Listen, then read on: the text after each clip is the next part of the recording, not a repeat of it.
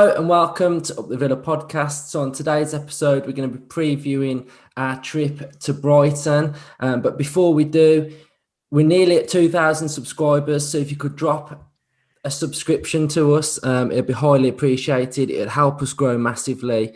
And we just want to reach that goal as quick as possible because we've got some big news coming when we hit that 2K mark. So if you could hit the subscribe, that'd be really appreciated.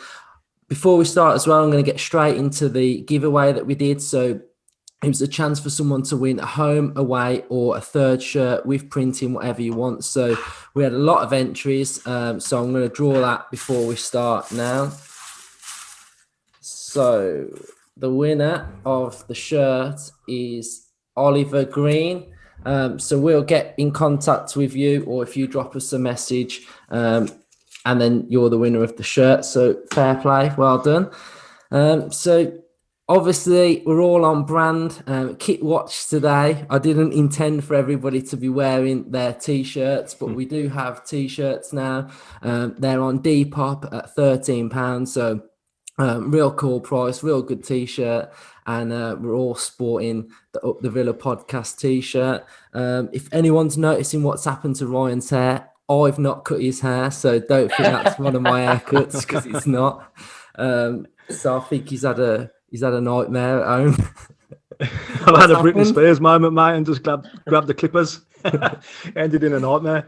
You look like Justin Shocking. Next week. So you can tell two of us have cut our own hair at home, but mine looks great. Cool. So obviously we had a real good win against Arsenal in our last game. We're going back to playing once a week now, which I feel like sets us up perfectly going into the remaining 15 games. When I looked and I thought we'd only got 15 games, I thought they've actually gone really quick, to be fair. So 15 games to go. The European push hopefully is going to commence and our winning run will continue after Brighton. For me, I don't really like playing Brighton. If there's two teams I don't really like playing, it's Southampton and Brighton. So for whatever reason, I just don't like playing them. I always feel like they play pretty decent against us. So let's look ahead to it now. Seb, what are your thoughts then going into Brighton? Yeah, Brighton are a weird one, really, because they always seem to turn up against us. They play some really nice football, some attacking football. Yet they find themselves towards the lower end of the table. I think they should be all right in terms of relegation. I think they'll be fine. You know, they tend to pick up a few points here and there when you're not expecting them to. They're a good outfit, and especially at home. So we'll have our work cut out to get anything. It will be a good affair. Yeah, they do play really good football. And I think if you look at their XG as well, they're towards the top end of the Premier League table, but obviously they lack a goal scorer, really, don't they? Someone who's, I think Maupay does well, but I just think they just lack a presence and a proper goal scorer to put their chances away. How are you feeling about it, Ryan? Yeah, like Seb said, mate, it's a tough game down at the Amex. And like you said, the expected goals, I think they're about 6th or 7th in the league with that. And like you said, they create good chances and they play a really nice brand of football. Danny Welbeck normally can't hit a cow's arse with a banjo, but he'll turn into prime Henry. So, he always does against the Villa. So we cut him, mate. But Grealish at the Amex likes a goal, doesn't he? So I'm backing Watkins to continue his red hot form, bag a goal as well. So yeah, I'm hopeful of a 2-1 win come Saturday. Pile on it because this man here is winning bets galore at the minute. So I'm following your lead this weekend. Yeah, he's funding the vintage clothes collection because I've had a couple of Watkins wins. So get on it. I mean, what you said about Welbeck is the same thing that happens when we play against Mane. And we've said it before. Mane, Iheanacho, all these strikers just bag a goal against Villa, don't they? I mean, even Theo Walcott pops up against us all the time. We're just one of them teams where they're just, for some reason, like playing us. I do want to give a shout out to Algie on Twitter because everybody knows that I have been spending money on football shirts, and he has sent me 3 shirts in the post for free. So what a legend. So he's gonna like keep me ticking over through Feb now. So I'm not buying any shirts. But that's a nice jacket you got behind you, Ryan. Yeah, it's beautiful, mate. As soon as I seen it on eBay, I was messaging the seller, give him the podcast YouTube address as well, and get them subscribing. So they're on board. So hopefully they're watching. By Matt Stokes as well for this vintage jumper. Oh, I went in bid 82 quid on it, and I thought that's my limit, and I think it went for like 87. So Dog eat dog. I was gutted, but I'm keeping quiet with all you guys now because I think we're all after the same stuff. Justin, what's your thoughts ahead of Brighton? Yeah, I agree with you. I think they have got a bit of an injury crisis, haven't they, for the weekend? I think they've got about 4 or 5 out. I think Webster's out as well, the centre half. So we could be going and playing them at a good time. I watched them. I think they played last night. Did they play an FA Cup last night? And although they've got a few missing, they did pretty decent account, to be fair of themselves. So, you know, I like Potter. I think he's a good manager. He likes to play football the right way, a bit like Smith, really. He's done his dues in lower leagues and he's worked his way through. He seems to be playing the right way. And although they are sort of, what are they, 15th at the moment, I agree with Seb. You know, they play better football than the position he's probably showing them at the moment. But I do see we'll be too strong for him, especially with a few missing. Morpie really annoys me. He's the kind of player you want playing for you, but you ain't playing against you. You know, he's not particularly prolific in the Premier League, but he just never stops running, does he? And I agree with Ryan as well. Hopefully Welbeck won't be fit to play. But yeah, what'd you say, 15? No, 17 games we've got left, haven't we? Because we've got them 2 games that have got to be rescheduled, haven't we, as well? So, you know, we are over halfway now and things are looking good. You know, everyone seems to be firing quite well as well at the moment. And players are coming into form again. Watkins has hit form at the right time again, hasn't he? And we've still got Samson play. You know, Barkley, hopefully we're going to see the best of him in the second half of the season as well. So hopefully it's all going to be positive.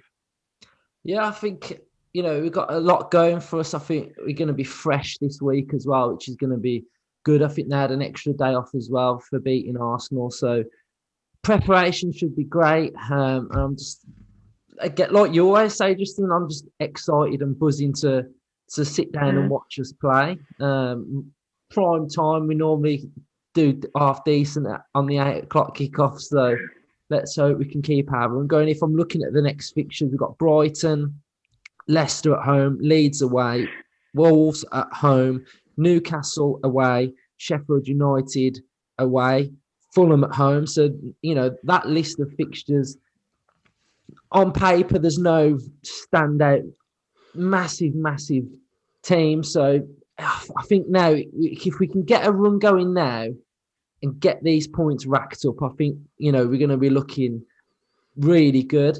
One thing I want to touch on tonight as well is just a little bit of like social media and just talk to you about some of like the stuff that's going on at the minute and just hear some of your thoughts really. So obviously refs, we can touch on obviously how bad the officiating can be in the Premier League, and you know it's dreadful at times, isn't it? But I think the amount of stick, especially that people are getting on social media, especially players as well, like racist abuse, which is absolutely just not on at all. You know, we've seen that Mike Dean's had death threats based on his officiating. Steve Bruce mentioned today that he's had death threats. What's got to change? Because I just feel like it seems to me at the minute that it's just getting worse and worse. What's your thoughts on it, Seb? Yeah, I'd probably agree with you. I mean, it's not right by any stretch of the imagination. It's so easy for people to create an account and portray themselves as someone they're not, and then be able to say whatever they want quite easily, and that can have big consequences to a lot of people. So I think social media accounts do need to step up and do more to protect probably people that put themselves out there to the media, because footballers know, I think Tyrone Mings has mentioned it, footballers know that the job they do puts themselves in the limelight, in the public eye. And so they're going to get, they're going to get criticism, but they're going to get praise, whatever. They're going to get talked about. But I think there's always some people that portray themselves as fans that can take it too far. And that's when I think we need to stamp down on it, because, they're human beings at the end of the day. They're just trying to make a living, see themselves be the best players that they can be. And, they've got some 40-year-old sat in his pants criticizing them, saying that he wants them to die or whatever they might be saying. It's not right, and it needs to end somehow. I just think to go to that extreme is it's just terrible, to be fair. And Mike Dean is a theatrical referee. Do you know what I mean? It's all about him. Whenever he's reffing on that pitch, he likes to take centre stage. But to have threats like that, it's just you can't condone stuff like that. Ryan, what do you make of it all? Yeah, look, the two decisions that brought it on were shocking. They were bad decisions. He's had a bad day, and he is card happy. We've seen that in the Wolves game, the Villa Wolves game. That it does sometimes turn into the Mike Dean show, but it's well on top to be receiving death threats, and you've got to phone the old bill because you don't want to go to work. Pretty much, you've called in sick and you can't face it. But ultimately, I think the boys at the top, the governing body of VAR, have got to have a look at it as well and help these refs out. Because to me, Mike Dean gets it the most because he's, he craves the publicity a bit. So he will always get it the most. But all them referees, I think their heads are gone. I think when they're going over to the touchline to make a decision, they don't know what they're thinking. They're under that much pressure and stress that they're not thinking straight. And I've touched on this before, but the COVID break, you would have thought VAR was faltering before the COVID break. You would have thought during that break, get your heads together, let's come back and make it better. And then after that, you have the summer break. So they had 2 decent breaks to get it right. But now it's worse. It is worse than it's ever been. And like the West Ham game, mate, I was questioning my love for football. Really, it's if I weren't that embedded into Aston Villa like us are, I'd be questioning whether I even want to watch the game, to be honest. So I do think that they need to step it up and really sort it out and help these guys out. Yeah, and I mean, especially what you're seeing from the referees at the minute is that they're sort of the spotlight is still being fully centered on them. Do you know what I mean? So Mike Dean going up to have a look at that monitor when he was judging that little altercation. I get the sense of to me, it feels like he's in no man's land a little bit. Like he don't know what to do. That's the problem for me. There's no help for him. I mean, Justin, you referee, and obviously tell us what do you get when you're doing it? Because obviously you're at like a grassroots level. So, how are you feeling about it? I think refereeing is the hardest job to do. It really is. I mean, I've done 11-a-side. Mainly, I do the leisure leagues now, especially since like COVID and everything. And the amount of abuse you get on a Monday night when you basically you don't get paid a lot of money. You're doing it because you love football. I don't play anymore. I'm 45 nearly, so I've stopped playing. So I do it because I love football and I love being around that environment of lads. But you're talking from sort of teenagers up to blokes my age playing, and all you can do is give what you see. And I always try and provide that when I ref, and whatever happens, I just say I'm just giving what I see. And the amount of abuse, the things that I've had said to me on a Monday night on a sort of leisure league pitch is disgusting. So you sort of times that by a million to not Premier League players and referees, and these faceless idiots that just think they can set an account up and say whatever they want. It's disgusting. It's totally and utterly out of order. And we're lucky at Villa. We've got one of the biggest, advocates of trying to sort this out in Tyrone Mings, who's a fantastic ambassador for the club. But ultimately, the only people that can sort it out are the actual people that run the accounts, which is Twitter, Facebook, Instagram. and they seem to be basically washing their hands of it. I've recently had a bit of abuse on Twitter, which I actually reported to the police, and I reported to Twitter. And the reply I got back off the police was that they can't do anything about social media. And Twitter's response was basically just to delete the two tweets. Now, for me, it seems very simple to me.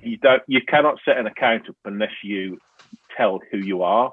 Yeah. And if everything was out in the open from the start, so if you had to put your name on it, your address on it, or your phone number on it, and not everybody could see that, but people could get access to that if you did something wrong, surely that stops the problem, because the only reason they do what they do is because they can hide behind these Twitter accounts. It's such a simple fix. I don't really understand why in 2021 that it's not been done. I know Instagram have done something today. They've tried to sort of say they're going to move. But unfortunately, there's that much money being piled into these, and they're making so much money from these things that seems to override the need to sort these problems out. And it's just going to keep happening. That's the sad thing. You know, we're still taking the knee at football. We're still trying to sort the racism out in football. It's something that in 2021 you'd think that we could get past that now, and unfortunately, I don't see it ending anytime soon because of the reluctance for these big companies to do anything about it. And I totally, back the club. I back Mings. I back the Racism Out campaign. I back anybody that gets abuse online. It's disgusting. And us as a podcast, we set this up initially to be a real happy place and place where we don't want that kind of thing. And for me, that's very, very important. Yeah, I'm with you. I just think hopefully these social media accounts can just clamp it all down now, and hopefully this is going to be the start. So let's touch on some of the questions that we've had sent into us. Hoppo has put, what will be your choice of pie when you go back?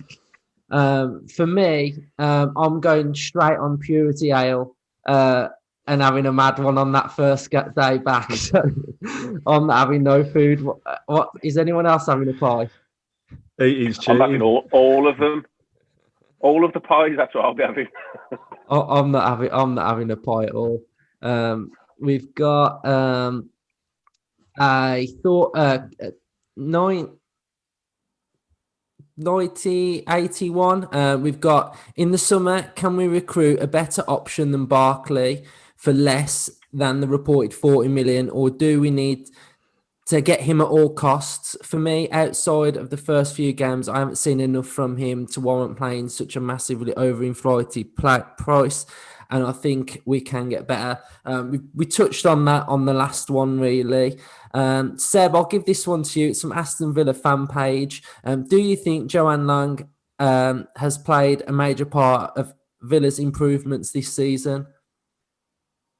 Yeah, massively. I think you've got to look at the evidence given. The players we brought in compared to last season, I think, the bounce back ability was, Tekka's there. So it was really nice to see some good quality players come in. And although the thing that's moulded it best is the fact that the players, the first season we came up, have also stepped up their game. So they've all really stepped up to the plate. I think it's a team collective effort there. Yeah, I'll totally agree with you. Algie has put best and worst manager in your time following Villa. I'll give that one to Justin. I think the way he's going, Smith's going to become the best manager I've seen at my time at Villa. I think up to then, it would have to be probably Graham Taylor for me, what he did to the club. There's been a few great ones about Gregory Little, Big Ron. We've had loads of good managers, haven't we? But the way Smith's going, he's going to end up being number one. Worst manager, I'd have to say David O'Leary. That was a bit dire, wasn't it? Is Remy Gard not up there? Yeah, I was going to say Remy Gard. Yeah, or Dr. Venglas. Yeah, Dr. Joe. He was before his time, wasn't he? That was probably Dr. Joe. That's true. Yeah. I think with Remy Gard though, we was a sinking ship already. It just got worse and worse. Hayes Lockett has put realism is a theme for me. I see so many outpourings of anger when we lose, and I think that is driven from the chink of light that is Europe. Who knows? We may get there this season, but realistically, a comfy top half finish given last season should be more than acceptable. Yeah, I agree, but I think 100%. while we're there, let's just go for it. Paul Linton has put, would you wish Dean Smith well if he was offered the England job in the summer? No, I don't think I would. I want him to be the Villa manager. Do you know what I mean? So I think I want him to stay at Aston Villa for, however long we're going to keep building and getting better and better. Obviously, towards the end, I think he would be a brilliant England manager, but I think he's still got a lot to do as a club manager to get to that sort of position. What's your vibe on that, Justin? I'll go back to Graham Taylor. I remember when he got offered the England job, and I didn't think he'd walk away. But ultimately, it is the ultimate job, isn't it, in football management for anybody of that to get offered the national job of where you come from. There ain't many people in history that are going to be offered that job. And if what I've hearing is true, is you don't get offered it unless you've been pre-asked, and if you show, they will not offer you unless you show that you would be willing to take it. I think that's how they sort of work. So I think if they offered it him, he would have probably said somewhere along the line that he would take it. It'd be very sad to see him go, but what an achievement for him coming from where he's come from. Yeah, Ryan, what's your thoughts? Yeah, exactly what Justin said, mate. It would be disastrous to see him go now, wouldn't it, with what he's building? But the temptation to be England manager would be too great. I personally, mate, I'll tell it down, mate. Start the Villa. Yeah, I mean, if he does ever get the England job soon, and he puts Conser, Mings, Cash, Target, Barkley, Grealish, Watkins in his squad. He's already got the England job, hasn't he? He's already got it. That's what I mean. He's assembling the England squad already. So imagine the meltdown if he didn't pick Grealish. I know it'd be crazy. So let's just have a little whip round now. Score predictions for Brighton then. So I'm gonna go Villa 2-1. Seb? 2-0. Utu? Villa. Justin? 4-0 Villa. Yeah. He's always going out with these massive predict. At one stage, he's going to backfire. 4-0 Villa. Comfortable win. Ryan? Yeah, as I said earlier, Watkins 2-1. Lump on it. Is going on. Lump on it. Get on it. 2-1, I'm having a tenner on that as well. Yeah. Cool. Everyone, thanks for watching. We'll be back with a match reaction on probably the video will be out on Sunday. We got a special guest coming on as well. And subscribe, get in the comments whether you agree with what we've mentioned, or drop your thoughts as well. It'd be really appreciated as well. So thanks for watching. Up the Villa. Up the Villa. Up the Villa.